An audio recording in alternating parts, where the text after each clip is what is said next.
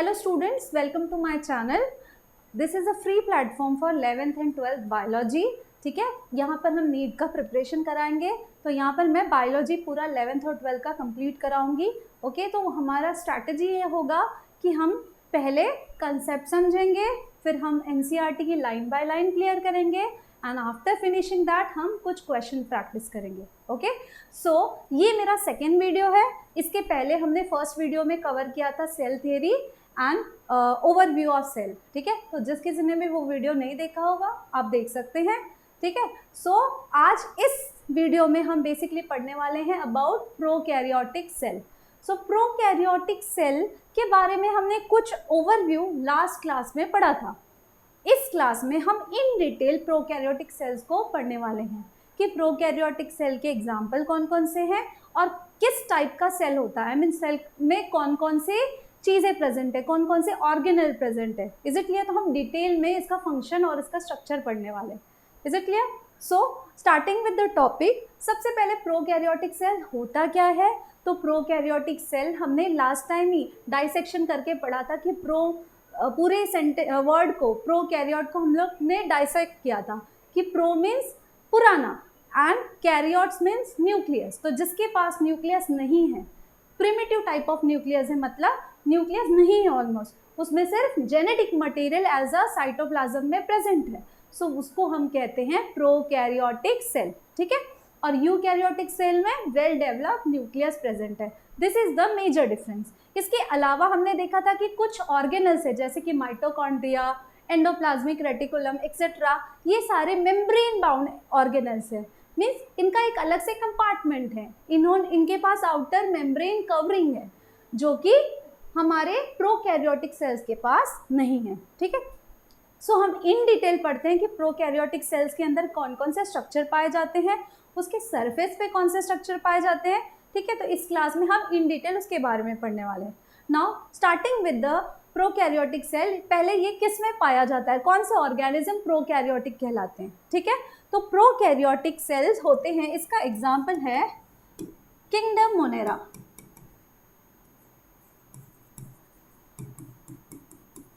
Monera group के, Monera kingdom के सारे ऑर्गेनिज्म प्रोकैरियोट्स होते हैं. ठीक है, हमें पता है 5 किंगडम सिस्टम. तो 5 किंगडम सिस्टम में क्या आता है, मोनेरा, प्रोटिस्टा, फंगाई, फिर प्लांटे एंड एनिमिलिया. तो इसमें से जो फर्स्ट वन है दैट इज प्रोकैरियोट. ठीक है, that is Monera. Monera is prokaryote. हम जानते हैं कि प्रोकैरियोट इज ऑलवेज यूनिसेलुलर. ठीक है, हमेशा कैसा होगा, ये सिंगल सेल का ही होगा. पुराना सेल है भाई, इसके मल्टीपल, ये मल्टी सेलुलर नहीं बन सकता, तो हमेशा ये कैसा होगा, यूनिसेलुलर होगा. तो all prokaryote cell are unicellular. ना अब मोनेरा ग्रुप में कौन कौन से ऑर्गेनिज्म आते हैं, तो इसके एग्जांपल्स हैं बैक्टीरिया, ब्लू ग्रीन अलगे,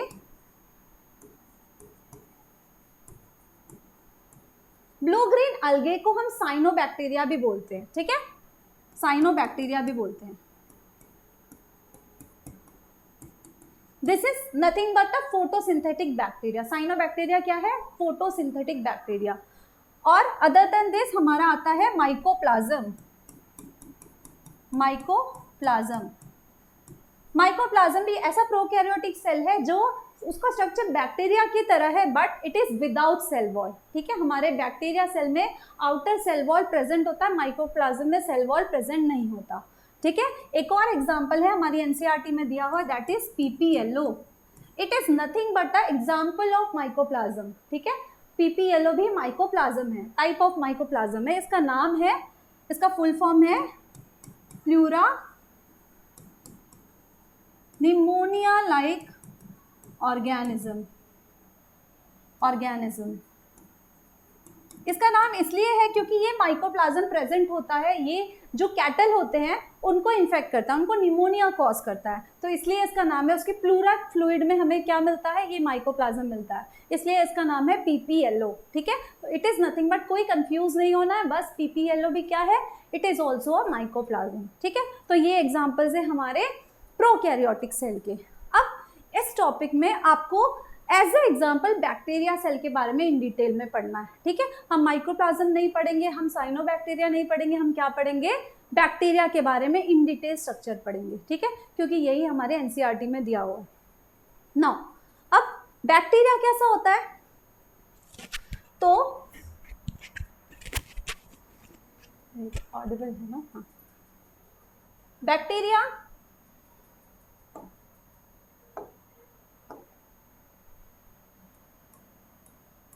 हमें बैक्टीरिया के बारे में इन डिटेल पढ़ना है ना। अब ये जो बैक्टीरिया है, बैक्टीरिया क्या हमें आंखों से दिखाई देते हैं? नहीं दिखाई देते हैं। यूनिसेलुलर है, ये विजिबल नहीं है, माइक्रोस्कोपिक है, यस। तो all over our surrounding, in fact in our body also there is huge number of bacteria. सब जगह एयर में बैक्टीरिया है, ये बेंच पे बैक्टीरिया है, हमारे स्किन पे बैक्टीरिया है, इनफैक्ट हमारे इंटेस्टाइन में भी बैक्टीरिया है, yes. Everywhere there is bacteria but it is not visible. So ये जितने भी बैक्टीरिया एग्जिस्ट करते हैं, इनके डिफरेंट डिफरेंट शेप होते हैं, इनके डिफरेंट डिफरेंट साइज होते हैं, ठीक है। तो हमें कुछ बेसिक से शेप दिए हुए हैं, इस शेप के आधार पे इन बैक्टीरिया का नाम डिफाइन होता है, ठीक है। तो हम फ्यू एग्जांपल देखेंगे जो हमारे टेक्स्ट बुक में दिया हुआ है। तो there are 4 different shape, okay. So first, based upon the shape, हमने बैक्टीरिया को 4 पार्ट में डिवाइड किया है on the basis of shape of the bacteria, okay. तो फर्स्ट है हमारा सर्कुलर शेप, एक बॉल जैसा structure, spherical shape, sorry spherical shape. अगर बैक्टीरिया स्फेरिकल फॉर्म में एग्जिस्ट करता है तो हम उसको कहते हैं कोकस, जैसे स्टेफाइलोकोकस, स्ट्रेप्टोकोकस, ठीक है। तो कोकस फॉर्म में अगर बैक्टीरिया एग्जिस्ट करता है तो हम उसको स्फेरिकल फॉर्म में एग्जिस्ट करता है तो उसका नाम होता है कोकस, okay. Now bacteria can exist in rod form also, rod shape also, इस तरीके से छोटे छोटे रॉड फॉर्म में भी प्रेजेंट होता है। जैसे कि आपको ये पेन दिख रहा है, ठीक है, ये पेन कैसा है, तो ये रॉड शेप का है। तो इस तरीके का अगर सिलेंड्रिकल रॉड शेप का बैक्टीरिया प्रेजेंट है तो उसके नाम में क्या आ जाता है, बैसिलस, बैसिलस, ठीक है। जैसे एग्जांपल है बैसिलस एंथ्रेक्स, तो एंथ्रेक्स कॉजिंग बैक्टीरिया का जो शेप है that is cylindrical, that is rod shape, इसलिए हम उसको बोलते हैं बैसिलस, ठीक है। अगला जो आता है that is comma shape, comma like structure, ठीक है। तो कॉमा शेप को हम क्या बोलते हैं, विब्रियो, ठीक है। कॉमा शेप को क्या बोलते हैं, विब्रियो। एग्जांपल विब्रियो कोलेरा, जो कोलेरा कॉज करता है, ठीक है, विब्रियो कोलेरा। तो ये इसका शेप कैसा है, कॉमा शेप का है, इसलिए हम इस बैक्टीरिया को कैसे बुलाते हैं, तो विब्रियो करके बुलाते हैं। Is it clear? अगला क्या है, फोर्थ कैसा है, तो फोर्थ स्पाइरल शेप का है, लाइक दिस। अगर हमारा बैक्टीरिया स्पाइरल शेप में प्रेजेंट है तो इस बैक्टीरिया का नाम क्या होगा, स्पिरिलम,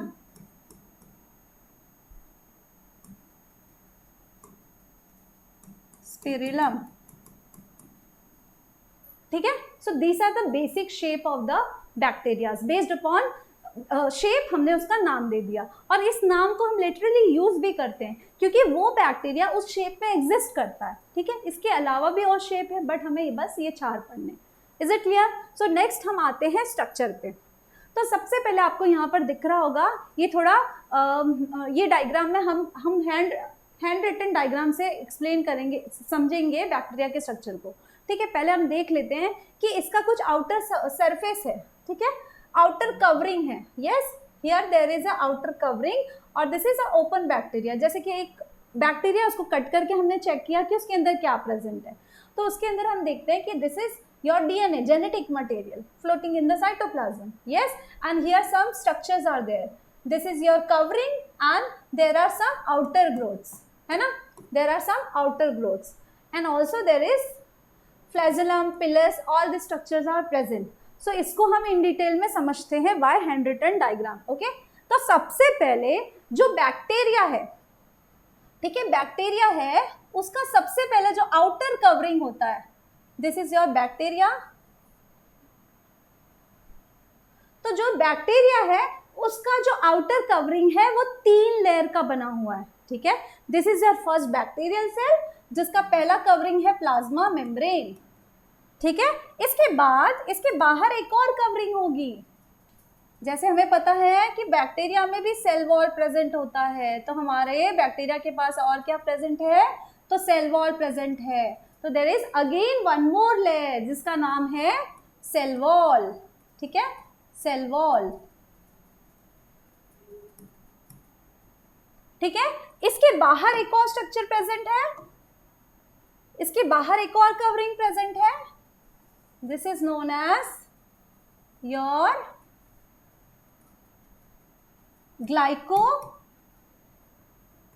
ग्लाइकोकैलिक्स, ठीक है। तो पहला लेयर क्या हुआ हमारा, प्लाज्मा मेम्ब्रेन, सेकेंड लेयर क्या हुआ, सेल वॉल, थर्ड लेयर क्या है, ग्लाइकोकैलिक्स। क्योंकि ये इतना छोटा सा ऑर्गेनिज्म है, इसको एक्स्ट्रा कवरिंग की जरूरत है, ठीक है, इसलिए इसके पास सेल वॉल के बाहर भी एक और कवरिंग है जिसको बोलते हैं ग्लाइकोकैलिक्स। जैसे हम जानते हैं कि एनिमल सेल में सिर्फ प्लाज्मा मेम्ब्रेन प्रेजेंट है, प्लांट सेल में प्लाज्मा मेम्ब्रेन के बाहर सेल वॉल प्रेजेंट है। जैसे कि एक घर हो, घर का दरवाजा इज योर प्लाज्मा मेम्ब्रेन और उसके बाहर क्या है, गेट है, तो गेट लगा हुआ है, that is your cell wall. तो गेट सिर्फ प्लांट में प्रेजेंट है ना, लेकिन बैक्टीरिया में गेट के अलावा एक और एक्स्ट्रा कवरिंग है, दैट इज योर ग्लाइकोकैलिक्स, ठीक है, ग्लाइकोकैलिक्स। अब इन तीनों स्ट्रक्चर को मिलाकर हम क्या कहते हैं, दैट इज सेल एनवेलप, ठीक है। इन तीनों स्ट्रक्चर को हम क्या कहते हैं, सेल एनवेलप। अब आप जानते हैं कि सेल एनवेलप का काम क्या होगा, क्योंकि ये बाहर है तो इसका काम क्या होगा, प्रोटेक्शन प्रोवाइड करना। तो बेसिक काम इसका क्या होता है, प्रोटेक्शन प्रोवाइड करना। दूसरा, सेल को शेप देना, ठीक है। तो ये बेसिक ओवरऑल तीनों मिलाकर इनका फंक्शन यही होता है, to protect the cell and also to maintain the shape of the cell, ठीक है। अब हम एक एक लेयर को थोड़ा सा डिटेल में करना है, ठीक है। तो सबसे पहले हम आउटर मोस्ट लेयर पे आते हैं, ठीक है। Outermost layer is your glycocalyx, ठीक है, ग्लाइकोकैलिक्स। अब ये ग्लाइकोकैलिक्स जो है, it can be in two form, ये स्लाइम भी हो सकता है या तो फिर ये कैप्सूल फॉर्म में भी हो सकता है, ठीक है। स्लाइम मतलब ये सॉफ्ट नेचर का, सेमी सॉलिड, एंड कैप्सूल मतलब हार्ड। अगर बाहर का ग्लाइकोकैलिक्स का कवरिंग सेमी सॉलिड टाइप है, it is not hard, then it will be known as slime layer. अगर ये हार्ड फॉर्म में प्रेजेंट है तो इसको हम बोलेंगे capsule form. Is it clear? So basically ये ग्लाइकोकैलिक्स जेलेटिन का बना होता है, इट इज जेलेटिनियस। सो पहले जैसे हम देखते हैं फेविकॉल है, वो पहले सेमी सॉलिड फॉर्म में होता है, ठीक है। जब वो हार्ड होता है, गम कैसा होता है कि जब वो सेमी सॉलिड में फॉर्म में होता है, राइट, स्टिकी फॉर्म में होता है, लेकिन जब वो हार्ड हो जाता है, जब वो स्टिक होता है, थोड़े टाइम के बाद वो कैसा होता है, हार्ड हो जाता है। तो वैसे ये जिलेटिन पहले स्लाइम फॉर्म में होता है, फिर थोड़े टाइम के बाद ये कैप्सूल फॉर्म में भी हो सकता है। Is it clear? So sorry, in the same manner glycocalyx can be in the form of slime or it can be in the form of capsule. तो capsule is hard and your slime layer is soft.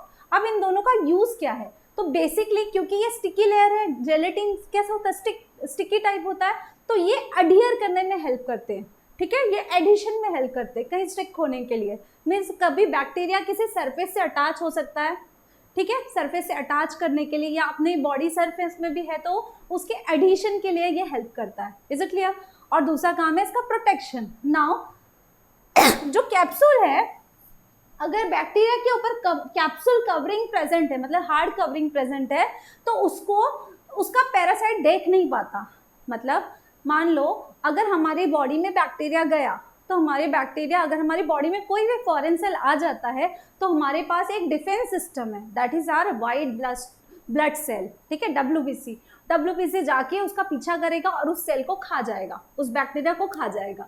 लेकिन उसे पता तो चलना चाहिए कि ये बाहर का सेल है, ठीक है। तो वो पता, अगर कैप्सूल फॉर्म में बैक्टीरिया हो तो हमारे वाइट ब्लड सेल को पता ही नहीं चल जाता, ये छुपा हुआ फॉर्म है, ठीक है। तो कैप्सूल क्या करता है, बैक्टीरिया को बचाता है, ठीक है। तो कैप्सूल की वजह से वो हमारा डब्ल्यूबीसी उसे पहचान नहीं पाता कि ये बाहर का या फॉरेन सेल है, और उसे नहीं खा पाता। खाना मतलब फेगोसाइटोसिस, ठीक है। तो इसकी वजह से ये कैप्सूल स्ट्रक्चर जो है वो बैक्टीरिया को प्रोटेक्ट करता है। ऑल्सो जब बैक्टीरिया फ्री वाटर में है तभी भी वहाँ पर क्या होते हैं, अमीबा पैरामीशियम है। तो अगर वहाँ पे बैक्टीरिया कैप्सूल फॉर्म में होगा तो अमीबा पैरामीशियम भी उसको आइडेंटिफाई नहीं कर पाते, ठीक है। तो इस तरीके से ये कैप्सूल स्ट्रक्चर बैक्टीरिया को प्रोटेक्ट करता है, ठीक है। तो इसके बारे में बस हमें इतना जानना है। नेक्स्ट स्ट्रक्चर, नेक्स्ट लेयर हम आउटर मोस्ट लेयर से पढ़ रहे हैं। सबसे पहले हमने बाहर का लेयर पढ़ा ग्लाइकोकैलिक्स, अब इसके बाद हम पढ़ेंगे सेल वॉल, ठीक है। So second layer is our cell wall.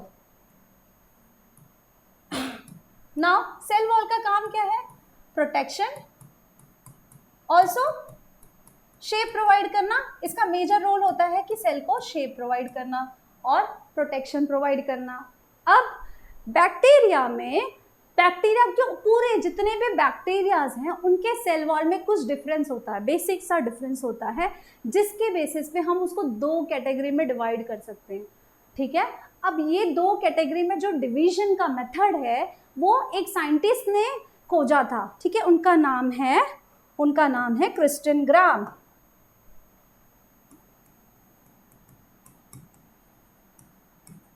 ठीक है। इन्होंने एक स्टेनिंग मेथड खोजा था। क्या खोजा था, एक स्टेनिंग मेथड।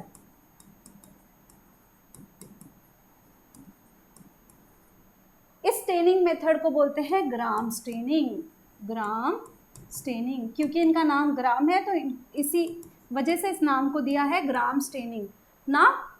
क्रिस्टिन ग्राम ने क्या ऑब्जर्व किया था कि जब हम बैक्टीरिया को, उन्होंने एक प्रोटोकॉल दिया था कि जिसके थ्रू हम स्टेनिंग करते हैं तो हमें दो कैटेगरी के बैक्टीरिया दिखते हैं, ठीक है। हमें दुनिया में जितने भी बैक्टीरिया हैं हम उसको दो कैटेगरी में डिवाइड कर सकते हैं based upon the gram staining, ठीक है। तो ग्राम स्टेनिंग जब इन्होंने किया तो इन्हें दिखा कि there are two kind of bacteria, एक है ग्राम पॉजिटिव और दूसरा है ग्राम नेगेटिव, ठीक है। एक है ग्राम पॉजिटिव और एक है ग्राम नेगेटिव। तो दिस इज बेसिक चीज। ये अब बैक्टीरिया को क्यों जरूरत है इस हमें ग्राम स्टेनिंग करने की, हमें क्या जरूरत है जाने की इट इज ग्राम पॉजिटिव और ग्राम नेगेटिव, ठीक है। तो जो तुम्हें पता होगा कि ये जो बैक्टीरिया, ओवरऑल बैक्टीरिया है, जब इनको सबको हम इनका जब नाम, हम इनका कैरेक्टरिस्टिक देखते हैं ना, मान लो कोई भी जैसे विब्रियो कोलेरे है, जब हम इसके बारे में स्टडी करेंगे, इसका कैरेक्टरिस्टिक लिखेंगे तो ग्राम स्टेनिंग भी लिखा रहेगा वहाँ पे, whether it is gram positive और whether it is gram negative, ठीक है। तो ये एक फीचर है, एक कैरेक्टरिस्टिक है बैक्टीरिया का। तो बेस्ड अपॉन स्टेनिंग हमने उसको एक कैरेक्टर डिफाइन कर दिया है कि ये ग्राम स्टेनिंग पॉजिटिव है या ग्राम नेगेटिव है, ठीक है। जो पॉजिटिवली स्टेन करता है वो ग्राम पॉजिटिव है, जो नहीं स्टेन होता है इससे उसको हम बोलते हैं ग्राम नेगेटिव, ठीक है। अब ये इतना इंपॉर्टेंट क्यों है जानना, बिकॉज कि जितने भी इन्फेक्शियस, मेजॉरिटी केस में ऐसा होता है कि जितने भी इन्फेक्शियस बैक्टीरिया हैं वो ग्राम नेगेटिव होते हैं, ठीक है। तो इससे हमें स्टेनिंग से हमें ये पता चलता है कि ये जो infectious bacteria they are gram negative, ठीक है। And this is very basic simple staining method जो यूजुअली यूज होता है। Is it clear? So gram positive जब हम स्टेनिंग करते हैं, हम थोड़ा सा डिटेल में हमें इसे करना है, एनसीईआरटी में डिटेल में नहीं दिया हुआ है, एनसीईआरटी में बस यही बताया है कि based upon the structure of cell wall bacteria can be divided into gram positive and gram negative, but हमें थोड़ा सा इसका बेसिक आना चाहिए, ठीक है, for NEET purpose. Is it clear? So gram positive का कलर कैसा होता है, तो it is violet colour. Gram positive जो स्टेन होता है, जो बैक्टीरिया है उसका कलर होगा, कलर करने के बाद बैक्टीरिया का कलर कैसा हो जाएगा, वॉयलेट, और ग्राम नेगेटिव में इसका कलर हो जाएगा पिंक। अब बेसिकली ये ट्रेंड होता है कि अगर हमें किसी सेल को ऑब्जर्व करना है, जैसे हमारे न्यूक्लियस को भी ऑब्जर्व करना है, ठीक है, WBC के न्यूक्लियस को ऑब्जर्व करना है, तो हमेशा हम उसको कलर करते हैं, उसको स्टेन करते हैं। Staining is the colouring method, मतलब स्टेनिंग मतलब किसी को कलर देना, ठीक है। तो हम क्या करते हैं, सेल को पहले कलर करते हैं, फिर हम उसको ऑब्जर्व करते हैं, तो उसकी विजिबिलिटी बढ़ जाती है, उसका स्ट्रक्चर हमें क्लियरली दिखाई देता है। तो इसी तरीके से हम बैक्टीरिया को देखने के लिए भी हम कलर करते हैं। तो उसको कलर करने का मेथड कौन सा यूज करते हैं हम, तो हम ग्राम स्टेनिंग मेथड यूज करते हैं। अब इसके आधार पे बैक्टीरिया को कितने भी पार्ट में डिवाइड कर सकते हैं, तो दो पार्ट में, एक है ग्राम पॉजिटिव, एक है ग्राम नेगेटिव, ठीक है। तो इसको थोड़ा सा डिटेल में हमें करना है, इसका प्रिंसिपल जानना है और ये मेथड को जानना है कि ये ऐसा होता क्यों है कि बैक्टीरिया दो पार्ट में हो जाता है, ठीक है। तो there is two type of cell wall, ठीक है। ये हमारा है ग्राम पॉजिटिव और ये हमारा ग्राम नेगेटिव। ठीक है, तो हम ग्लाइकोकैलिक्स को नहीं कंसिडर करते, अभी हम 2 लेयर के बारे में बात करते हैं। This is your plasma membrane. ठीक है, दोनों में प्लाज्मा मेम्ब्रेन कैसा होगा, सेम होगा। अब इसके बाद सेल वॉल है। ठीक है, दोनों में सेल वॉल है। This is your cell wall of gram positive bacteria,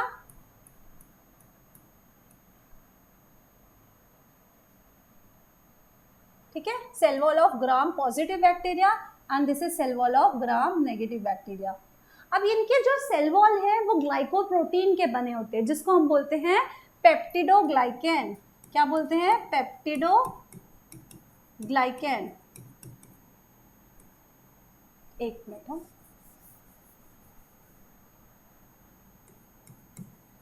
peptidoglycan, जिसको म्यूरिन भी कहा जाता है। ठीक है, म्यूरिन भी कहा जाता है ना।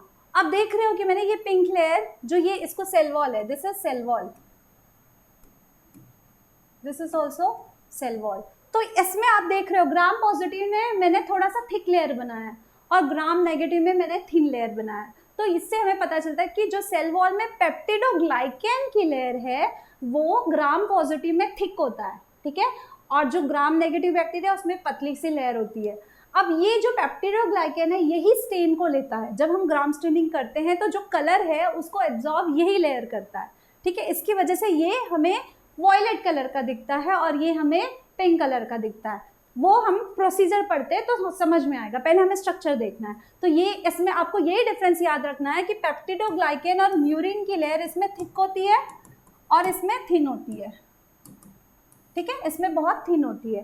और एक्स्ट्रा यहाँ पर ये जो स्ट्रक्चर है यहाँ पर लिपोपॉलीसेकेराइड प्रेजेंट होता है, लिपोपॉलीसेकेराइड। ठीक है, जो इसमें नहीं प्रेजेंट होता। यहाँ पे लिपोपॉलीसेकेराइड मतलब ग्राम नेगेटिव में thin layer of peptidoglycan present है और हमारा लिपोपॉलीसेकेराइड प्रेजेंट है। लेकिन हमारे ग्राम पॉजिटिव बैक्टीरिया में only thick layer of peptidoglycan present है उसके सेल वॉल में। तो अब ग्राम स्टेनिंग का हम प्रोसीजर देखते हैं। ग्राम स्टेनिंग के प्रोसीजर में क्या होता है, सबसे पहले हम बैक्टीरिया का स्मीयर लेते हैं। बैक्टीरिया लिया, उसके बाद हम उसको क्रिस्टल वॉयलेट से स्टेन करते हैं, क्रिस्टल वॉयलेट। ठीक है, क्रिस्टल वॉयलेट से स्टेन करते हैं। अब हमारा ये कलर निकल ना जाए इसलिए हम क्या करते हैं, इसको फिक्स करते हैं। तो आयोडीन से फिक्स करते हैं। ठीक है, iodine fix with iodine, iodine. ठीक है, आयोडीन से फिक्स करते हैं। इसके बाद क्या करते हैं, जो एक्सेस कलर है मतलब जो पूरा जो स्मीयर है वो कलर से भर जाता है, तो उसको हटाने के लिए हम क्या करते हैं, अल्कोहल से वॉश करते हैं। ठीक है, अल्कोहल से वॉश करने के लिए बाद हम उसको सैफ्रोनिन ऐड करते हैं। एक और कलर है दैट इज सैफ्रोनिन, इसका कलर होता है पिंक। ठीक है, इसका कलर होता है पिंक। तो पहले हमने क्रिस्टल वॉयलेट दिया, इसका वॉयलेट कलर होगा, सैफ्रोनिन दिया वो पिंक कलर होगा। तो पहले हमने क्या किया, स्मीयर को कलर किया, किससे, क्रिस्टल वॉयलेट से। अब कलर को हमें फिक्स करना है, तो फिक्स करने के लिए हम आयोडीन ऐड करेंगे। इसके बाद हम अल्कोहल से वॉश करेंगे। अल्कोहल, हमारा नेल पेंट भी अल्कोहल से रिमूव हो सकता है, या कोई कलर होता है वो अल्कोहल से फेंट हो जाता है। तो बेसिकली हम आउटर मोस्ट जो एक्सेस कलर होता है वो निकालने के लिए हम क्या करते हैं, अल्कोहल से वॉश कर देते हैं। ठीक है, इसके बाद हम देखते हैं कि सिर्फ इसके बाद क्या करते हैं, हम सैफ्रोनिन ऐड करते हैं, एक और डाई। ठीक है, दैट इज पिंक कलर। ठीक है, तो इसके बाद हमें क्या ऑब्जर्वेशन मिलता है कि 2 तरीके के बैक्टीरिया होते हैं। एक होता है पिंक कलर, एक होता है हमारा पिंक कलर का bacteria. I am sorry, here it will B pink. ठीक है, और दूसरा तरह का बैक्टीरिया हमारा कैसा होता है, तो वो होता है क्रिस्टल वॉयलेट। जो क्रिस्टल वॉयलेट कलर का बैक्टीरिया है, this is our gram positive bacteria, gram positive bacteria, and this is our gram negative bacteria. ठीक है, कैसे हुआ ये, जब हमने क्रिस्टल वॉयलेट ऐड किया तो ये crystal violet thick peptidoglycan layer में फंस गया। ठीक है, यहाँ पर ये एडियर हो गया, और यहाँ पर भी हुआ, तो यहाँ पर ऊपर लिपोपॉलीसेकेराइड की लेयर है, तो ये लिपोपॉलीसेकेराइड के साथ फिक्स हो गया। हमारा सैफरनिन कलर यहाँ पर आ गया, ठीक है।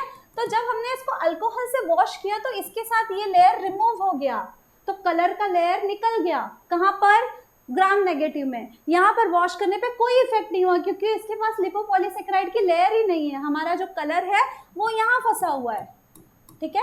और यहाँ पर क्या हुआ, ये कलर लिपोपॉलीसेकेराइड में फंसा हुआ है। तो जब हम अल्कोहल से वॉश करते हैं तो ये जो लिपोपॉलीसेकेराइड है, this is nothing but a fat, है ना। तो ये फैट जो है वो वाटर सॉल्युबल होता है, अल्कोहल सॉल्युबल होता है। अल्कोहल में हमारे लिपिड क्या होते हैं, डिजॉल्व हो जाते हैं, तो इसकी वजह से ये लेयर ही निकल जाती है। तो बचता क्या है, कलरलेस पार्टिकल। यहाँ पे क्या रह जाता है, कलरलेस रह जाता है ये। तो कलरलेस के बाद जब हम इस पे पिंक कलर ऐड करते हैं, दिस सैफरनिन, तो हमें क्या मिलता है, अब जब स्टेनिंग होगी तो पिंक कलर की स्टेनिंग हो जाएगी। तो ग्राम नेगेटिव बैक्टीरिया हमेशा हमें पिंक कलर के दिखते हैं और ग्राम पॉजिटिव बैक्टीरिया हमें कैसे दिखते हैं, वो हमेशा हमें वॉयलेट कलर के दिखते हैं। Is it clear? क्योंकि हमने जब यहाँ पर क्रिस्टल वॉयलेट जो वॉयलेट कलर है वो फिक्स हो गया, उसके बाद हम उसको अल्कोहल से वॉश करें तो भी वो रिमूव नहीं हुआ क्योंकि वो पेप्टिडोग्लाइकेन लेयर में जाकर फंसा हुआ है। तो उसके बाद अगर एक बार वो चीज़ कलर हो गई, वॉयलेट के ऊपर अगर आप पिंक कलर डालेंगे तो पिंक कलर उसको इफेक्ट नहीं करेगा, वॉयलेट कलर ज़्यादा स्ट्रॉन्ग है, यस। तो वो जो बैक्टीरिया का कलर रहेगा वो हमेशा वॉयलेट कलर का रहेगा। तो इस बेसिस पे हम on the basis of structure of cell wall we can divide the bacteria in 2 part based upon the gram staining. So gram positive and gram negative. Is it clear? तो यहाँ पे cell wall के basis पे bacteria में 2 structure होते हैं, जिसके basis पे हमने सेल वॉल को डिवाइड किया ग्राम पॉजिटिव एंड ग्राम नेगेटिव में। तो हमने 2 स्ट्रक्चर पढ़ा। फर्स्ट सेल एनवेलप के 2 स्ट्रक्चर पढ़े, पहला पढ़ा हमने ग्लाइकोकैलिक्स और दूसरा पढ़ा सेल वॉल। अब हम इनर मोस्ट स्ट्रक्चर पढ़ते हैं, that is our plasma membrane. Okay, so we will study about plasma membrane.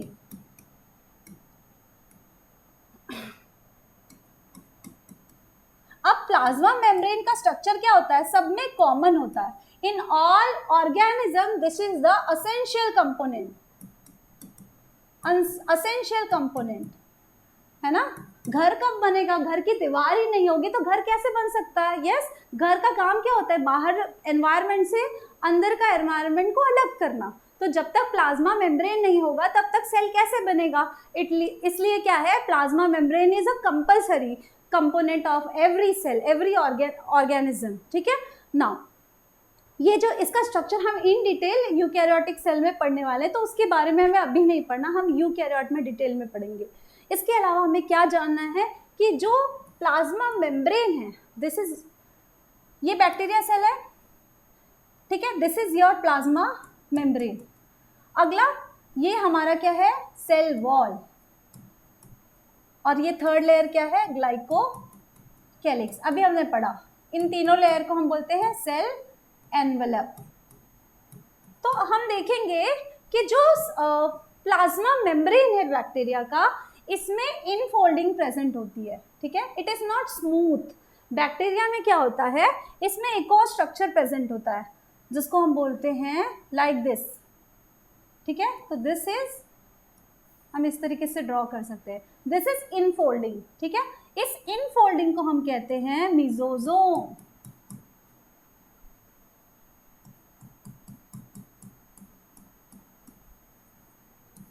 ठीक है।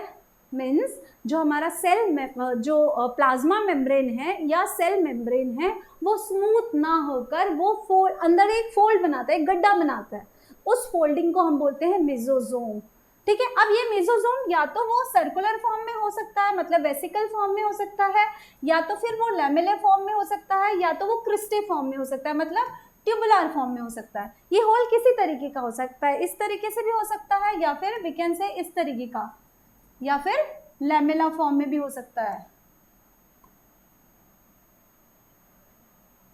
या फिर लैमेला फॉर्म में भी हो सकता है, ठीक है। तो किसी तरीके का एक कोई भी इनफोल्डिंग मतलब अंदर सरफेस में फोल्डिंग, किसी भी तरीके का फोल्डिंग हो सकता है मेम्ब्रेन का, या तो सर्कुलर फॉर्म में मतलब वेसिकल फॉर्म में, या तो ट्यूबुलर फॉर्म में, या तो लैमेलर फॉर्म में। Is it clear? तो अब ये मेसोसोम का फंक्शन क्या है, ये इस गड्ढे का फंक्शन क्या है, इट इंक्रीज द, ये जो इनफोल्डिंग है इसकी वजह से क्या होता है, it increase the surface area, surface area increase होता है, ठीक है। तो मीजोसोम क्या करता है, सरफेस सेल मेम्ब्रेन का सरफेस एरिया इंक्रीज करता है।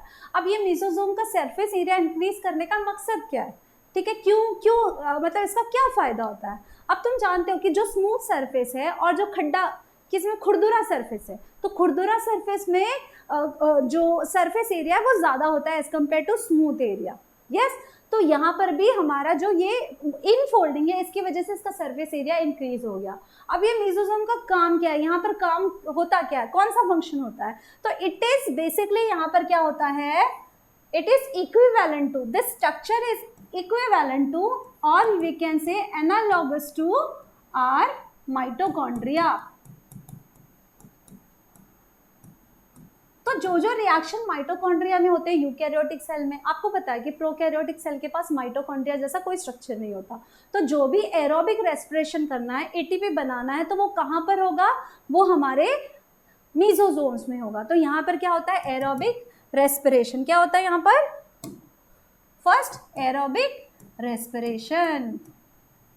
अब क्योंकि इसका सरफेस एरिया ज़्यादा है तो यहाँ पर एंजाइमेटिक एक्टिविटी बहुत आराम से हो सकती है, ठीक है। तो ज़्यादा सरफेस एरिया होने का फ़ायदा क्या, वहाँ पे रिएक्शन फास्ट हो सकते हैं। Is it clear. तो ये फर्स्ट इसका फंक्शन क्या है, it is analogous to mitochondria, means ये हेल्प करता है एरोबिक रेस्पिरेशन में। अगला फंक्शन इसका क्या है, the next function is it help in the DNA replication. DNA replication, जब डीएनए रेप्लिकेट होता है सेल डिवीजन के टाइम, तो डीएनए क्या होता है, इस मीजोसोम से बाइंड हो जाता है, ठीक है। डीएनए क्या होता है, इस मीजोसोम से बाइंड हो जाता है, और ये मीजोसोम दो पार्ट में डिवाइड होते हैं, तो वैसे डीएनए भी दो पार्ट में डिवाइड हो जाता है। So it helps in the replication of DNA, ठीक है। डीएनए डिवाइड करने में ये हेल्प करता है। Is it clear. Next final function है मीजोसोम और किसमें हेल्प करता है, तो mesosomes help in formation of cell wall. Formation of cell wall, ठीक है। तो इस स्लाइड में हम लोग क्या देख रहे हैं कि हमारे पास प्लाज्मा मेम्ब्रेन है, बैक्टीरिया के पास आई मीन, और वो प्लाज्मा मेम्ब्रेन बाकी सारे सेल के जैसा यूकैरियोटिक के पास प्लाज्मा मेम्ब्रेन है, वैसे ही हमारे पास भी, हमारे बैक्टीरिया के पास भी वैसा ही प्लाज्मा मेम्ब्रेन है। लेकिन प्लाज्मा मेम्ब्रेन में अंदर की ओर गड्ढे प्रेजेंट है, दैट इज इनफोल्डिंग प्रेजेंट है। अब वो इनफोल्डिंग की वजह से क्या होता है, सरफेस एरिया इंक्रीज होता है। और फिर ये मीजोसोम परफॉर्म क्या करता है, इसका काम क्या है, तो इसका काम है सबसे पहले रेस्पिरेशन करना, एरोबिक रेस्पिरेशन करना। तो जो रिएक्शंस माइटोकॉन्ड्रिया में होते थे वो रिएक्शन बैक्टीरिया में मीजोसोम्स में होंगे, तो हम लोग बोलेंगे it is analogous to our mitochondria. दूसरा काम क्या होगा, ये सेल वॉल फॉर्मेशन में हेल्प करता है, ठीक है। जो सेल वॉल फॉर्म होता है प्लाज्मा मेम्ब्रेन के बाहर का जो कवरिंग फॉर्म होता है सेल वॉल, दैट उसको मीजोसोम बनाता है। अगला काम क्या है इसका, डीएनए रेप्लिकेशन, ठीक है। जब सेल डिवाइड होने का टाइम होता है तो डीएनए सबसे पहले डिवाइड होता है, डीएनए रेप्लिकेट होता है, तो उस रेप्लिकेशन में कौन हेल्प करता है, मीजोसोम हेल्प करता है, ठीक है। तो दिस इज सेकेंड स्ट्रक्चर। पहला हमने पढ़ा सेल एनवेलप, दूसरा हमने पढ़ा आर मीजोसोम्स, ठीक है। अब हम थर्ड स्ट्रक्चर के बारे में बात करते हैं। थर्ड स्ट्रक्चर है अपना genetic material, important genetic material है ना। What is this genetic material, DNA, yes. तो जेनेटिक मटेरियल क्या है, बैक्टीरिया का डीएनए है। अब जो बैक्टीरिया का जेनेटिक मटेरियल है वो उसके पास कोई न्यूक्लियस नहीं है, तो वो सेल में एज इट इज प्रेजेंट है। This is our cell, bacterial cell, इसमें हमारा जेनेटिक मटेरियल प्रेजेंट है। यहाँ पर मैंने ऐसा क्यों दिखाया, because it is a double stranded DNA, और वो कैसा है, सर्कुलर है, ठीक है। हमारे क्रोमोसोम सर्कुलर नहीं होते, यस, बट बैक्टीरिया का डीएनए कैसा होता है, वो सर्कुलर होता है एंड डबल स्ट्रैंडेड होता है। हमारे पास भी डबल स्ट्रैंडेड डीएनए होते हैं, बैक्टीरिया के पास भी double stranded DNA, but bacteria का डीएनए कैसा है, तो वो किसी क्रोमोसोम फॉर्म में नहीं प्रेजेंट है, वो सर्कुलर फॉर्म में प्रेजेंट है। It is not linear, it is circular, ठीक है। अब इसके जेनेटिक मटेरियल को हम क्या बोलते हैं, इट इज जीनोफोर और न्यूक्लियोइड, ठीक है, इट इज सर्कुलर। इसका स्ट्रक्चर कैसा है, तो इट इज, एक बार फिर लिखते हैं, सर्कुलर डबल स्ट्रैंडेड डीएनए। अब जो इसका डीएनए होता है वो जो प्रोकैरियोटिक डीएनए होता है वो बहुत छोटा सा इंफॉर्मेशन कैरी करता है, क्योंकि छोटा सा सेल है तो उसका जेनेटिक मटेरियल भी छोटा लेंथ में होगा। तो इट इज कोई फोल्डिंग फॉर्म में नहीं प्रेजेंट है, it is in double stranded form, double stranded coil form में प्रेजेंट है डीएनए। ठीक है, हमारा डीएनए क्रोमोसोम के फॉर्म में पैकेज होता है। यस, तो इसमें जो मतलब आई मीन जो prokaryotic genetic material, prokaryotic DNA है, उसको हम बोलते हैं नेकेड डीएनए, नेकेड डीएनए। क्योंकि एक तो ये न्यूक्लियस में नहीं प्रेजेंट है, this is not present in nucleus. Yes, दूसरा it doesn't have what, packaging protein.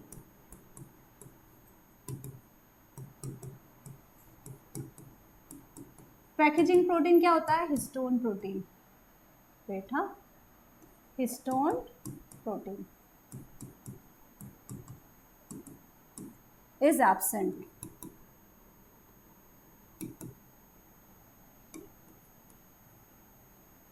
So जो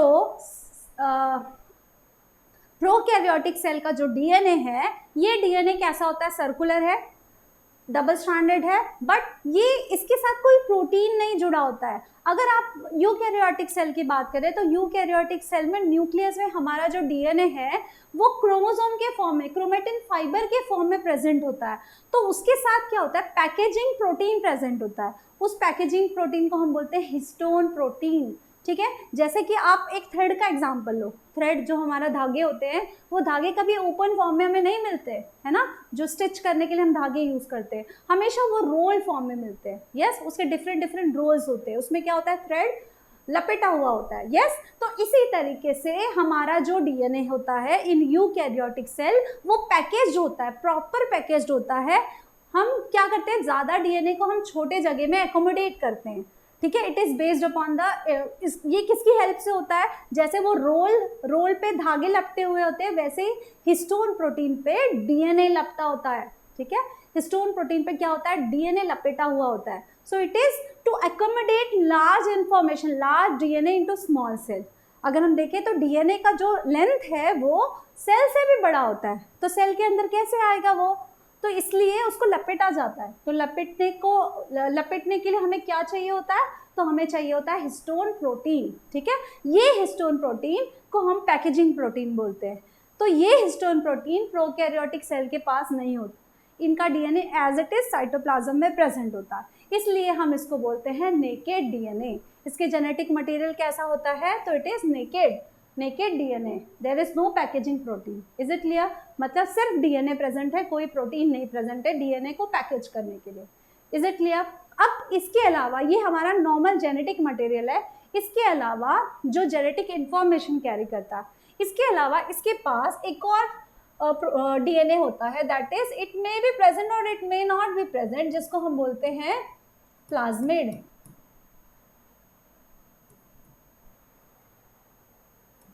Plasmid.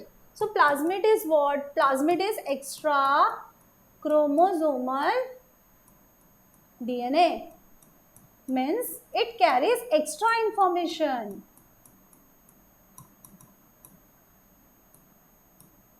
ठीक है, may be present or may not be present. May be present or may not be present.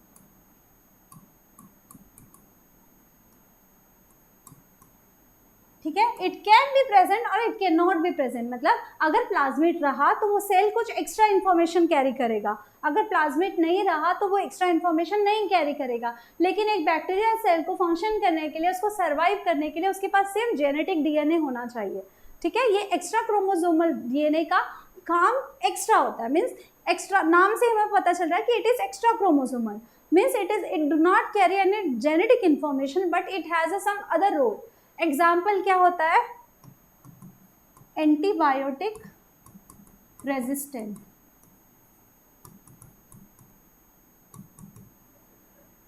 मतलब ये जो extra chromosomal gene DNA होता है, इसमें कुछ इंफॉर्मेशन होती है, जैसे कि एंटीबायोटिक रेजिस्टेंट इंफॉर्मेशन।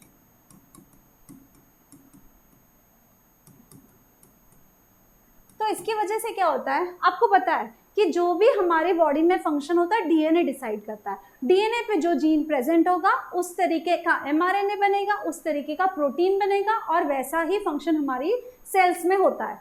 तो अगर बैक्टीरिया के पास एक एक्स्ट्रा क्रोमोसोमल डीएनए है जिसमें एक और जीन प्रेजेंट है, तो वो जीन जब एक्सप्रेस होगा तो उसका भी एक एडिशनल इंफॉर्मेशन सेल प्रोड्यूस करेगा। तो जिस किसी के पास ये bacteria extra chromosomal DNA that is plasmid present होता है, तो प्लाज्मिड पे बहुत सारे प्लाज्मिड पे एंटीबायोटिक रेजिस्टेंट जीन होते हैं। तो ये क्या करते हैं, किसी एंटीबायोटिक के लिए रेजिस्टेंट प्रोवाइड करते हैं। मान लो कि हमारे पास एम्पिसिलिन, ये बैक्टीरिया है, इसके पास एम्पिसिलिन रेजिस्टेंट जीन है।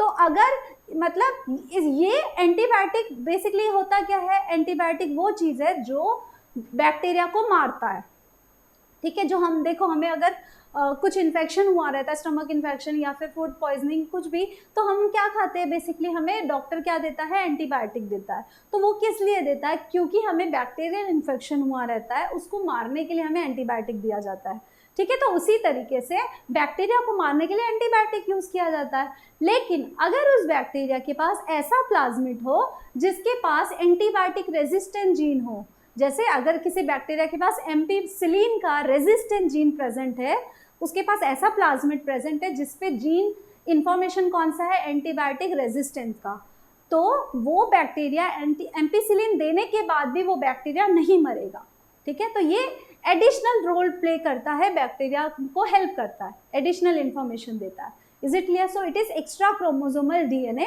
That is plasmid. इसका आज की बायोटेक्नोलॉजी में बहुत ज़्यादा यूज होता है। आप नेक्स्ट ईयर जब आप पढ़ोगे बायोटेक्नोलॉजी सब्जेक्ट, तो आप देखोगे कि कैसे प्लाज्मिड का यूज़ करके हम जीन, यूकैरियोटिक जीन भी ट्रांसफ़र करते हैं, ठीक है। यूकैरियोटिक इंसुलिन जैसे जीन भी हम क्या करते हैं, प्रोड्यूस करते हैं, ठीक है। इंसुलिन जैसा प्रोटीन प्रोड्यूस करते हैं in bacterial cell. Is it clear? So this was about the genetic material. अब हमने क्या क्या चीज़ पढ़ी कि हमारा जो सेल बैक्टीरियल सेल है उसके अंदर हमने क्या देखा, यहाँ पे क्रोमोसोम के बारे में पढ़ा, प्लाज्मिड के बारे में पढ़ा, सेल एनवेलप के बारे में पढ़ा, और एक स्ट्रक्चर के बारे में पढ़ा जिसको हम कहते हैं मीजोजोम्स, ठीक है। मीजोजोम्स के बारे में पढ़ा। अब इसके अलावा बैक्टीरियल सेल के पास और इनफोल्डिंग प्रेजेंट हो सकती है, मीजोजोम के अलावा भी और इनफोल्डिंग प्रेजेंट हो सकती है, लाइक दिस। और इसमें क्या प्रेजेंट होगा, ठीक है। एक तो हमारा मीजोसोम था, इसके अलावा और भी इनफोल्डिंग प्रेजेंट हो सकती है, जहां पे प्रेजेंट होगा हमारा क्रोमैटोफोर, इसको बोलेंगे chromatophore. Is it visible? I will write with white colour.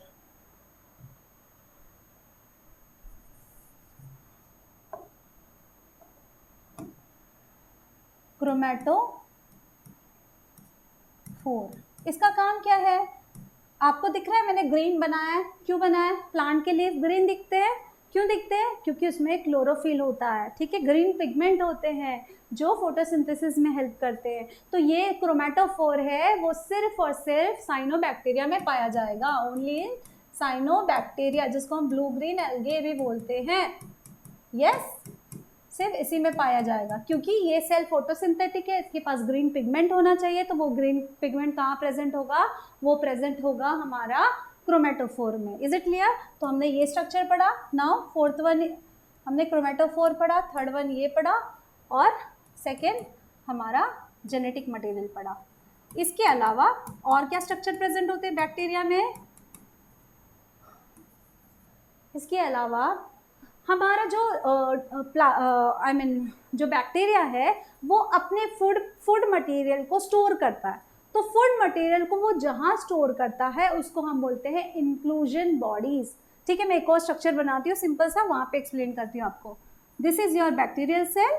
अब ये जो बैक्टीरियल सेल है वो यहाँ पे फूड पार्टिकल अपने सेल में स्टोर करता है, ठीक है। जो एक्सेस मटेरियल है वो यहाँ स्टोर करता है। तो ये इस स्ट्रक्चर को हम कहते हैं इंक्लूजन बॉडी। क्या कहते हैं? Inclusion bodies. इंक्लूजन बॉडीज, इसको आईबी भी लिखते हैं हम, आईबी। अब ये आईबी हमारा 3 तरीके का हो सकता है। ये हो सकता है ग्लाइकोजन ग्रैन्यूल, अगर ये ग्लाइकोजन स्टोर कर रहा है तो ये ग्लाइकोजन ग्रैन्यूल्स हो सकता है।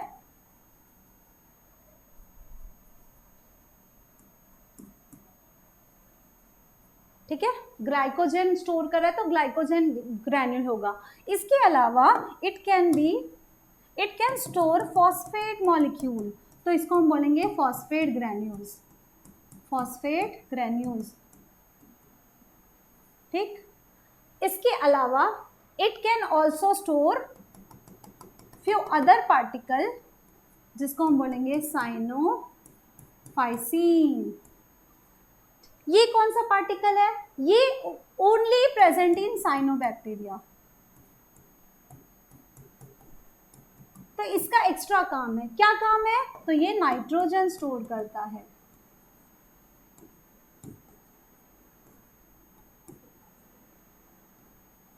ठीक है, नाइट्रोजन स्टोर करता है। समझ में आया?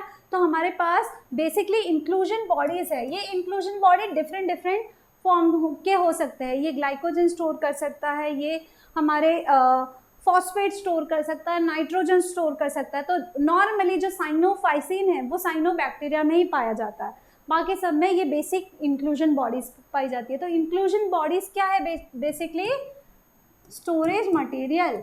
क्या है? Storage material, food storage material. Is it clear? यहाँ पे क्या होता है? हमारे मटेरियल स्टोर होते हैं। ग्लाइकोजन स्टोर हो सकता है, स्टार्च स्टोर हो सकता है, फॉस्फेट स्टोर हो सकता है, तो उसके बेसिस पे उसके नाम होंगे, जैसे starch granules, phosphate granules, cyanophycin. Is it clear? आपको बस ये याद रखना है कि साइनोफाइसिन सिर्फ और सिर्फ साइनोबैक्टीरिया में पाया जाता है, दैट इज फोटोसिंथेटिक बैक्टीरिया में। ठीक है, तो हमने ये 5 स्ट्रक्चर पढ़े कि क्या क्या प्रेजेंट होता है। तो सबसे पहले हमने पढ़ा सेल एनवेलप प्रेजेंट होते हैं, जिसमें 3 लेयर है। उसके बाद पढ़ा हमने जेनेटिक मटेरियल प्रेजेंट होता है, देन मीजोसोम्स प्रेजेंट होते हैं, उसके बाद हमारा प्रेजेंट होता है हमारा genetic material, then chromatophore, and finally हमने पढ़ा इंक्लूजन बॉडी। इसके अलावा एक छोटा सा स्ट्रक्चर प्रेजेंट होता है जिसको हम कहते हैं गैस वैक्यूल्स।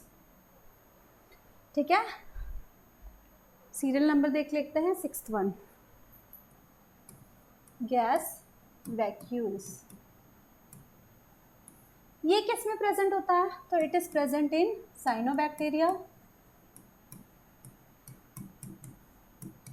एंड ऑल्सो, मतलब साइनोबैक्टीरिया मतलब blue green algae, blue green algae। Also it is present in green and purple bacteria।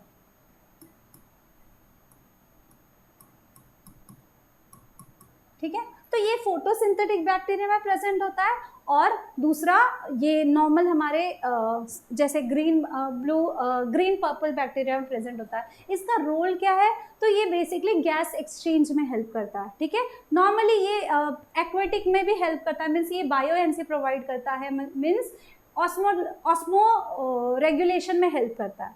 ठीक है, तो बेसिक गैस वैक्यूल का काम क्या है? गैस एक्सचेंज का काम है। Is it clear? So this was all about the internal structure. हमने क्या पढ़ा? एक कवरिंग पढ़ा, और उसके बाद में हमने पढ़ा इंटरनल स्ट्रक्चर। एक बार हम फर्स्ट पेज पे आ जाते हैं तो हमें क्लियर स्ट्रक्चर पता चलेगा कि हमने क्या क्या पढ़ा। तो हमने पढ़ा कि जो हमारा सेल है उसकी आउटर कवरिंग होती है। यहाँ पे हमें दिख रहा है 3 कवरिंग। पहला हमारा दिख रहा है कैप्सूल, दूसरा हमारा दिख रहा है cell membrane and cell wall. ये 3 कवरिंग हमें पता है। ठीक है, ये 3 कवरिंग आउटर कवरिंग है। अब इसके अंदर के स्ट्रक्चर में हमने पढ़ा हमारे पास जेनेटिक मटेरियल है, किसी किसी बैक्टीरिया के पास प्लाज्मिड प्रेजेंट है। ठीक है, और इसके अलावा कौन सा स्ट्रक्चर प्रेजेंट है? तो इसके अलावा प्रेजेंट है हमारे इंक्लूजन बॉडीज, मीजोसोम्स, देन क्रोमेटोफोर। इसके बारे में हमने क्लियरली पढ़ लिया।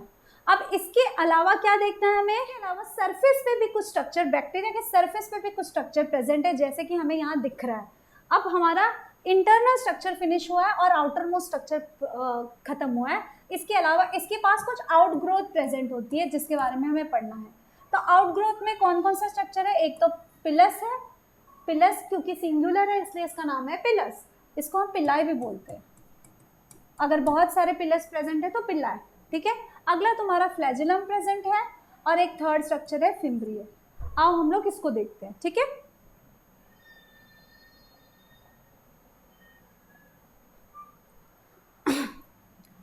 So this is your bacteria,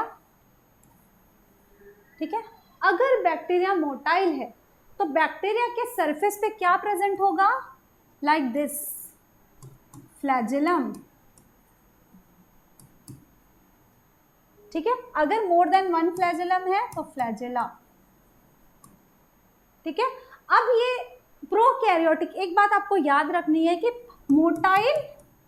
motile मतलब जो मूव करते हैं, मोटाइल बैक्टीरिया में अगर कोई स्ट्रक्चर प्रेजेंट है मोटिलिटी के लिए तो दैट इज फ्लैजिला। इसमें कभी सीलिया प्रेजेंट नहीं होगा, ठीक है। Cilia is the only structure found in eukaryotic cell.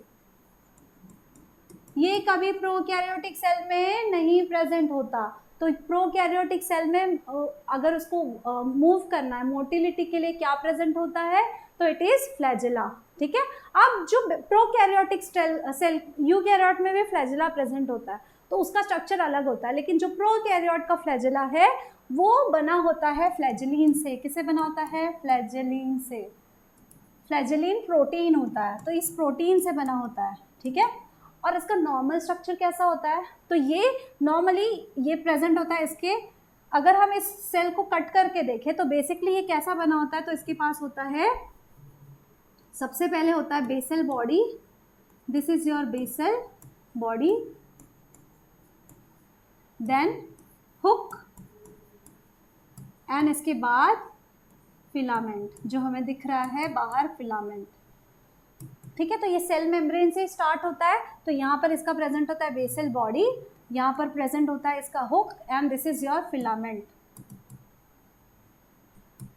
ठीक है। So this is basic structure of your flagella. Flagella किस लिए हेल्प करता है, तो ये मोटिलिटी में हेल्प करता है। तो मोटिलिटी का काम क्या है, फ्लैजिला। बाकी जो दो स्ट्रक्चर आपने देखा था पिल्लाए एंड फिम्ब्रिए, वो मोटिलिटी में हेल्प नहीं करता, ठीक है। मोटिलिटी के लिए one and only responsible for motility is flagellum. So इसके अलावा आपने देखा था कि हमारे सेल के पास पिल्लाई भी प्रेजेंट होता है, लाइक दिस, ठीक है, लाइक दिस पिल्लाई प्रेजेंट होता है। अगर बहुत सारा प्रेजेंट है तो इसको बोलेंगे पिल्लाई, अगर सिंगल प्रेजेंट है तो हम बोलेंगे पिल्लस, ठीक है, पिल्लस, ठीक है। इसका काम क्या है, तो ये क्या करता है, जो प्लाज्मिड, ये उसी सेल में फंक्शनल होगा जिसके पास प्लाज्मिड प्रेजेंट होगा, ठीक है। तो ये क्या करता है, मान लो ये तुम्हारा एक बैक्टीरिया सेल है, ये इसका जेनेटिक इन्फॉर्मेशन है और यहाँ पर प्लाज्मिड प्रेजेंट है, तो ये क्या करता है, पिल्लस के थ्रू दूसरे बैक्टीरिया के साथ अटैच होके यहाँ पे प्लाज्मिड ट्रांसफर करता है, ठीक है। यहाँ पे क्या करता है, प्लाज्मिड ट्रांसफर करता है। इस प्रोसेस को हम ट्रांसफॉर्मेशन बोलते हैं, ठीक है। ये क्या करता है, प्लाज्मिड को एक सेल से दूसरे सेल में ट्रांसफर करता है। तो ये जो प्रोसीजर है इसी के लिए, मतलब ये पिल्लस का काम क्या होता है, attachment. It is basically help in sexual reproduction ना, ये सेक्सुअल रिप्रोडक्शन हो रहा है ना, डीएनए एक सेल से दूसरे सेल में ट्रांसफर हो रहा है। So this is a kind of sexual reproduction जो बैक्टीरिया शो करता है। तो बैक्टीरिया क्या ट्रांसफर करता है, वो प्लाज्मिड ट्रांसफर करता है। वो किसके थ्रू, तो पिल्लस के थ्रू, ठीक है, पिल्लाई के थ्रू दूसरे बैक्टीरिया से अटैच होकर प्लाज्मिड ट्रांसफर करता है। This is the function of Pillai. इसके अलावा एक और स्ट्रक्चर प्रेजेंट है, आपने देखा है पहली स्लाइड में, छोटे छोटे हेयर लाइक स्ट्रक्चर प्रेजेंट है, पिल्लाई से छोटे हैं ये, है ना। This is nothing but your, like this is your fimbriae, ठीक है, this is your fimbriae. Fimbriae का क्या काम है, fimbriae is help in adhesion. Adhesion का मतलब होता है अटैचमेंट,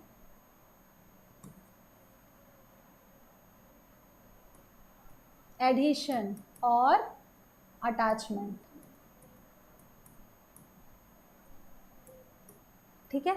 तो फिम्ब्रिए का काम क्या है, along with your cell glycocalyx, fimbriae का काम क्या होता है, ये अटैचमेंट प्रोवाइड करता है। मतलब हमारी बॉडी के सेल में भी सरफेस पे वो अटैच होता है।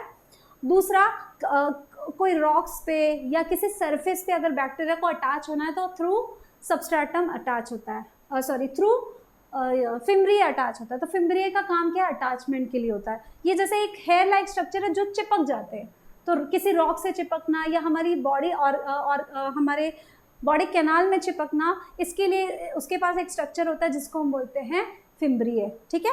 इसके अलावा एक और इम्पॉर्टेंट स्ट्रक्चर बाकी है जो कि सारे सेल में इम्पॉर्टेंट होते हैं। ठीक है, दैट इज योर राइबोसोम्स। ठीक है, राइबोसोम्स क्या है, तो it is a protein factory. Yes, protein factory बोलते हैं इसको। क्यों बोलते हैं, हमें पता है डीएनए से बनता है एमआरएनए।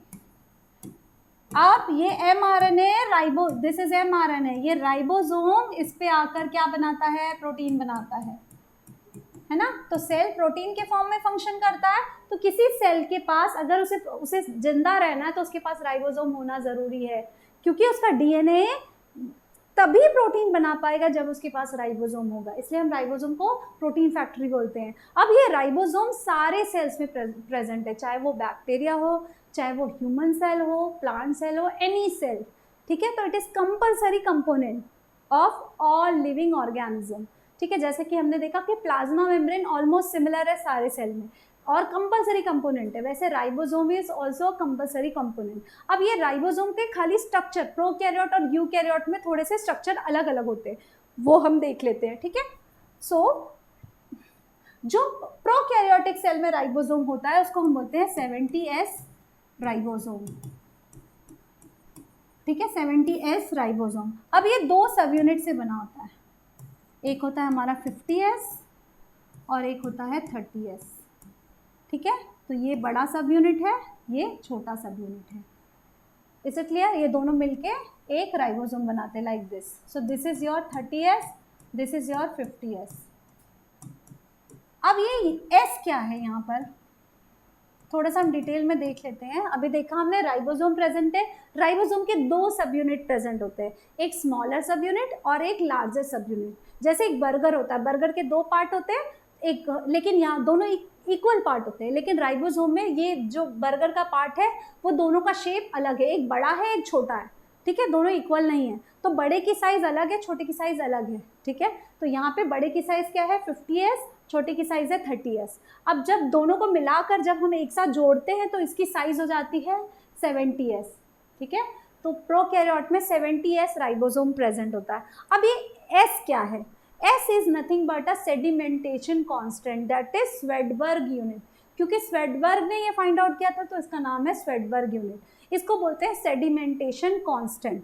सेडिमेंटेशन क्या होता है, अब तुम पानी में सॉइल डिसॉल्व करो तो मिट्टी अपने डेंसिटी के, जो सॉइल पार्टिकल्स है अपने डेंसिटी के हिसाब से अलग अलग लेयर बना देते हैं।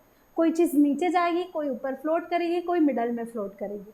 सो दिस इज सेडिमेंटेशन, मतलब जिसका जैसा डेंसिटी होगा वो उतने डेप्थ ऑफ वाटर में डिसॉल्व हो रहा है। वैसे ही जो ऑर्गेनेल की साइज के हिसाब से हमने एक डेंसिटी के बेसिस पे वो सेडिमेंट होता है, उसके बेसिस पे स्वेडबर्ग यूनिट फाइंड आउट किया जाता है। ठीक है, तो इतना ही इसके बारे में जानने की ज़रूरत है। ओके, सो राइबोसोम्स जो इसमें प्रेजेंट होते हैं वो कौन कौन से राइबोसोम प्रेजेंट होते हैं, 70S को तोड़ेंगे तो कौन कौन सा प्रेजेंट है, 50S एंड एक बार मैं वापस बना के यहाँ पे दिखा देती हूँ, दिस इज योर राइबोसोम। ठीक है, अब ये राइबोसोम के पास दो सब यूनिट है, ये छोटा, ये बड़ा। ठीक है, जब इकट्ठे दो, एक छोटा सब यूनिट और बड़ा सब यूनिट एक साथ जुड़ते हैं तो उसकी साइज हो जाती है 70S। हमें यहाँ अपना मैथ्स नहीं लगाना, ठीक है, हमें बस देखना है क्या ऑब्जर्व किया है। तो 70S पे हमें अपना टोटल राइबोसोम मिलता है। लेकिन जब उसके टुकड़े को अलग अलग करते हैं तो छोटे टुकड़े की साइज है 30S और बड़े टुकड़े की साइज है 50S, where S is basically Svedberg unit. ठीक है, बेस्ड अपॉन द सेडिमेंटेशन हम ये इसको स्वेडबर्ग यूनिट दिया जाता है। Is it clear? अब इसके अलावा आपको बहुत बार माइक्रोस्कोप में देखने के बाद क्या पता चलता है कि जो mRNA है, this is your mRNA, mRNA पे एक ना होकर बहुत सारे राइबोसोम्स लगे होते हैं एक साथ, बहुत सारे राइबोसोम एक साथ लगे रहते हैं ताकि हम जल्दी जल्दी प्रोटीन बना सके, है ना। कोई भी काम को, फंक्शन को फटाफट करने के लिए क्या होता है, एक प्रोटीन फैक्ट्री है तो एक प्रोटीन फैक्ट्री पहले mRNA को रीड करेगा, अपना प्रोटीन बनाएगा, दूसरा अपना प्रोटीन बनाएगा। तो इसको फास्ट करने के लिए, एक्सेलरेट करने के लिए क्या होता है, बहुत सारे राइबोसोम एक साथ mRNA पे जुड़ जाते हैं। मतलब जैसे कि मान लो ये तुम्हारा mRNA है, यहाँ पे एक राइबोसोम आया, ये पहले इसको स्कैन करेगा, प्रोटीन बनाएगा, यहाँ पे उसके पीछे दूसरा चलेगा, ये जैसे जैसे जाएगा दूसरा इसके पीछे पीछे चलेगा, फिर यहाँ पे तीसरा लग जाएगा, तीसरा इसके पीछे पीछे स्कैन करके प्रोटीन बनाएगा। तो ऐसे mRNA से प्रोटीन बनाने के लिए ये लोग क्या करते हैं, फास्ट mRNA को स्कैन करते हैं, ठीक है। तो इस तरीके से बहुत सारे राइबोसोम मिलकर प्रोटीन बनाते हैं, तो बहुत सारे प्रोटीन बनते हैं। तो इस स्ट्रक्चर को हम बोलते हैं पॉलीजोम्स, पॉलीजोम्स और पॉलीराइबोसोम्स,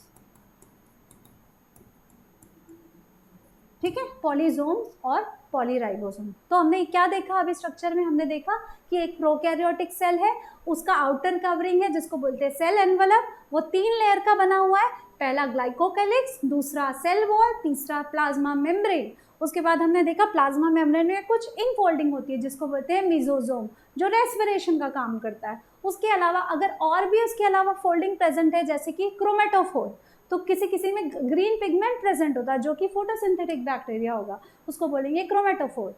एंड जेनेटिक मटेरियल, बैक्टीरिया में क्या प्रेजेंट होता है, जेनेटिक मटेरियल प्रेजेंट होता है जो कि विदाउट न्यूक्लियस है। इसके अलावा किसी किसी में प्लाज्मिड भी प्रेजेंट होता है और इंक्लूजन बॉडीज प्रेजेंट होती है। इंक्लूजन बॉडीज क्या है, फूड स्टोरेज मटेरियल, ठीक है। इसके अलावा किसी किसी सेल्स में गैस वैक्यूल्स भी प्रेजेंट होते हैं, ओके। इसके बाद आउटर मोस्ट सरफेस पे हमें कुछ आउटग्रोथ दिखते हैं, सरफेस पे कुछ हेयर लाइक स्ट्रक्चर दिखते हैं। तो 3 टाइप के स्ट्रक्चर है, एक है फ्लैजेला जो कि बड़ा होता है, that is helpful in motility, bacteria उसके थ्रू मूव कर सकता है। उसके अलावा पिलस होता है, पिलस सेक्सुअल रिप्रोडक्शन में हेल्प करता है, प्लाज्मिड को एक बैक्टीरिया से दूसरे बैक्टीरिया में ट्रांसफर करता है। तीसरा है fimbriae, fimbriae helps in attachment, ठीक है, फिम्ब्री अटैचमेंट में हेल्प करता है। तो ये सारे हमने ओवरऑल बैक्टीरिया का स्ट्रक्चर समझ लिया है। अब हम एक बार एनसीईआरटी से गो थ्रू होते हैं कि एनसीईआरटी में क्या क्या हमने पार्ट कवर किया है। Is it clear? तो एक बार हम फास्ट रिवीजन करेंगे एनसीईआरटी से।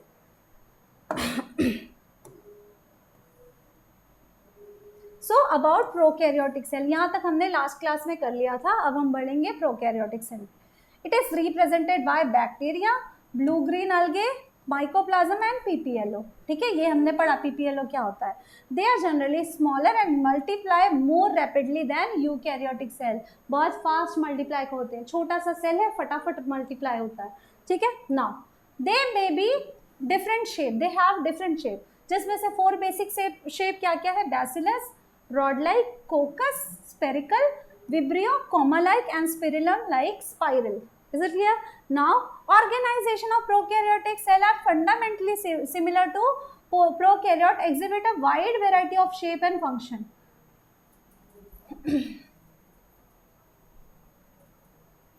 All prokaryote have cell wall. सबके पास क्या है, cell wall है। सारे prokaryote almost similar है, उसके पास cell wall present है, only except mycoplasm, mycoplasm में cell wall present नहीं है। Now the fluid in matrix filling the cell is called as cytoplasm. There is no well-defined nucleus. Nucleus नहीं present होता, ठीक है। Not enveloped by nuclear membrane. इनका genetic material कैसा है? It is naked, ठीक है। It has naked genetic material. There is no nuclear membrane. In addition to genomic DNA, they have single chromosome circular DNA. They have, many bacteria have small circular DNA outside the genomic DNA. This is called as plasmid. The plasmid DNA confers certain unique phenotypic characters to such bacteria.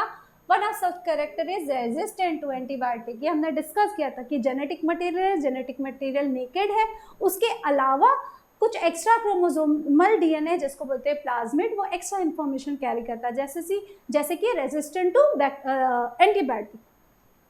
In higher class you will learn the plasmid DNA is used in bacterial transformation with foreign DNA. Nuclear membrane is found in eukaryotic cell. No organelles like one in eukaryote are found in prokaryotic cell except ribosome. Eukaryotic जैसा कोई भी organelle हमारे prokaryotic cell के पास नहीं है, सिर्फ और सिर्फ राइबोसोम ऐसा इकलौता ऑर्गेनल है जो कि हमारे प्रोकैरियोटिक सेल के पास प्रेजेंट है, और ये यूकैरियोट्स के पास भी प्रेजेंट है. It is without membrane. Prokaryote have something differentiated from cell membrane called as mesosome. इस characteristic in prokaryote they are essential in folding of the cell membrane. जो bacterial cell है उसमें असेंशियल इनफोल्डिंग प्रेजेंट है, अभी हमने पढ़ा था, that is your mesosomes. It is compulsory structure present in prokaryotic cell. Is it clear?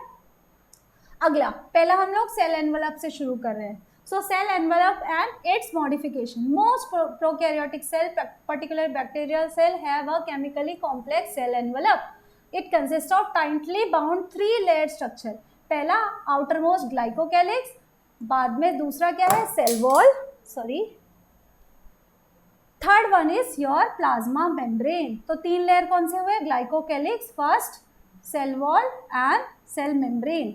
Although cell perform the distinct function, they act together as a single protective unit. Bacteria can be classified into 2 groups on the basis of cell envelope and the manner in which they represent to staining procedure. 2 तरीके से हम divide कर सकते हैं, एक तो cell envelope के basis पे और दूसरा स्टेनिंग प्रोसीजर के बेसिस पे. ठीक है.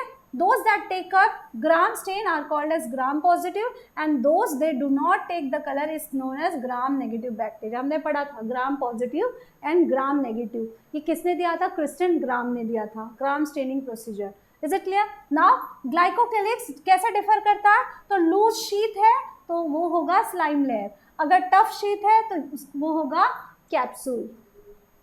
Now the cell wall determine the shape of the cell and provide a strong structural support to prevent bacteria from bursting and collapsing. ये strong support देता है ताकि cell burst ना हो जाए. The plasma membrane is selective permeable in nature and interacts with the outside world. This membrane is similar structure that in eukaryotic cell. तो इसको हम eukaryotic cell में डिटेल में पढ़ेंगे. A special membrane structure is the mesosome, which is formed by extension of plasma membrane into cell. This extension are in the form of vesicle. Vesicle के form में भी हो सकता है, ट्यूब्स के फॉर्म में भी हो सकता है, या तो लेमेला फॉर्म में होगा. Is it clear? They help in cell wall formation, DNA replication and distribution to daughter cell. ठीक है. They also help in respiration, secretion process to increase the surface area of the plasma membrane. Enzymatic content. In some prokaryotic like cyanobacteria, there are other membrane extension into cytoplasm called as chromatophore which contain the pigment. तो पहला extension स्पीजोसोम है जो cell wall formation में help करता है, enzymatic reaction में help करता है, सिक्रेशन में हेल्प करता है और एरोबिक रेस्पिरेशन में हेल्प करता है. ठीक है. अगला तुम्हारा जो एक्सटेंशन है वो है क्रोमेटोफोर. वो सिर्फ और सिर्फ प्रोकैरियोट्स फोटोसिंथेटिक बैक्टीरिया में प्रेजेंट होगा. वो क्या कैरी करता है? तो वो ग्रीन पिगमेंट कैरी करता है फॉर फोटोसिंथेसिस. ठीक है. नाउ बैक्टीरियल सेल में भी मोटाइल और non motile. For motility they have flagella. Bacteria show a range in number and arrange of flagella. Bacterial flagellum is composed of 3 parts: filament, hook and basal body. The filament is the longest portion and extended from the cell surface to the outside. जो hair like projection बाहर present है वो क्या है हमारा? The filament. ठीक है. hook और basal body membrane से जुड़े होते हैं. Now beside the flagella, villi and fimbria are the 2 also surface structure but do not play role in motility. The villi is elongated tubular structure made up of special protein and the fimbria is the smallest bristle-like fibrous sprouting out of the cell. In some bacteria, they know to help attach the bacteria in rock stream or also in host tissue. villi का हमने function देखा. कि वो transformation में help करता है। DNA एक bacteria से दूसरे बैक्टीरिया में मतलब प्लाज्मिड ट्रांसफर करना। फिम्ब्रिया का काम क्या है? अटैचमेंट के लिए। रॉक्स पे अटैच होना है, टिश्यू से अटैच होना है, तो ये अटैचमेंट के लिए ये एक आउटग्रोथ है, ये अटैचमेंट प्रोवाइड करता है। ठीक है, अगला हम पढ़ेंगे structure, that is ribosome and inclusion body. In prokaryote, ribosome are associated with the plasma membrane of the cell. They are about 15 to 20 nanometer in size. ये size हमें नहीं जानना है, जानना क्या है? It is made up of 2 subunit, that is 50s and 30s. They represent together as a 70s. तो बड़ा subunit, छोटा subunit. This is your 30s, this is your 50s. मिलाकर क्या बनाते हैं? एक joint जो कि जिसकी size है 70s. Is it clear? Ribosomes are the site of protein synthesis. ये protein factory है. Several ribosome में attached to a single mRNA and form a chain called as polyribosome or polysomes. ये अभी हमने पढ़ा है. The ribosome of a polysome translate mRNA into protein. ठीक है, ये क्या करता है? mRNA से प्रोटीन बनाता है. Now inclusion bodies. This is reserve material in prokaryotic cell. They are stored in the cytoplasm in the form of inclusion body. जो एक्स्ट्रा रिजर्व मटेरियल है वो इंक्लूजन के बॉडी के फॉर्म में स्टोर होती है. They do not bound by any membrane system and they lie free in the cytoplasm. कोई membrane नहीं है, they lie freely in the cytoplasm. So example क्या क्या है इसके? Phosphate granule, cyanophycin granule and glycogen granule. Gas vacuoles are found in blue-green algae and purple and green photosynthetic bacteria. Gas vacuole का काम क्या है? गैस एक्सचेंज करने का काम है. ये अभी हमने पढ़ा है. Is it clear? So this was all about the prokaryotic cell and bacterial cell. इसके अगला हम यूकैरियोटिक सेल्स के बारे में पढ़ेंगे. यूकैरियोटिक सेल में क्या क्या स्ट्रक्चर है, कौन कौन से ऑर्गेनल्स है, एक एक ऑर्गेनल्स को हम डिटेल में पढ़ेंगे, उसके फंक्शन को पढ़ेंगे. ठीक है, तो thank you for watching this video. Thank you.